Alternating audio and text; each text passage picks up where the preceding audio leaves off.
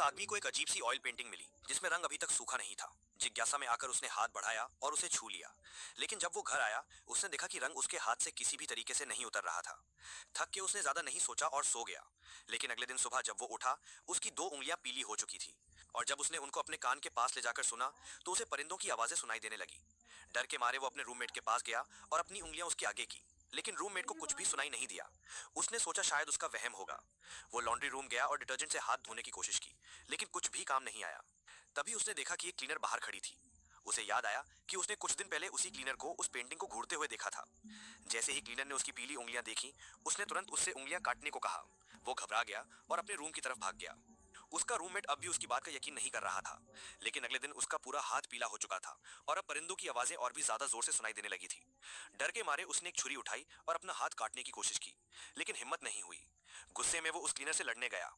Cleaner ने कहा कि उसने ये पेंटिंग 20 साल पहले देखी थी। तब भी उस पेंटिंग का रंग गीला था। उसने उसे छुआ था और कुछ पेंट अपनी बहन के चेहरे पर भी लगा दिया था। बाद में उन्हें पता चला कि ये पेंट कभी नहीं उतरता। जब उसे ये पता चला उसे अपना हाथ काटना पड़ा। लेकिन उसकी बहन, जिसका चेहरा पीला होने लगा था, धीरे धीरे गायब हो गई। कुछ दिन बाद उसने उस पेंटिंग के अंदर अपनी बहन को फिर देखा। अब वो आदमी उस पेंटिंग को खत्म करना चाहता था, लेकिन क्लीनर ने उसे रोका और गलती से उसका सिर पेंट से छू गया। अपनी गलती समझकर वो आदमी वहां से भाग गया। लेकिन अब आवाज इतनी तेज हो चुकी थी कि बर्दाश्त के बाहर थी। उसका पूरा हाथ पीला हो गया था और उसके आसपास की सारी चीजें अब उस पेंटिंग की तरह दिखने लगी थी। अचानक उसने क्लीनर की बहन को देखा। वो उसके पीछे गया, लेकिन वो फिर से गायब हो गई। फिर से वो तेज आवाज लौट आई, इतनी तेज कि अब बर्दाश्त नहीं हुआ।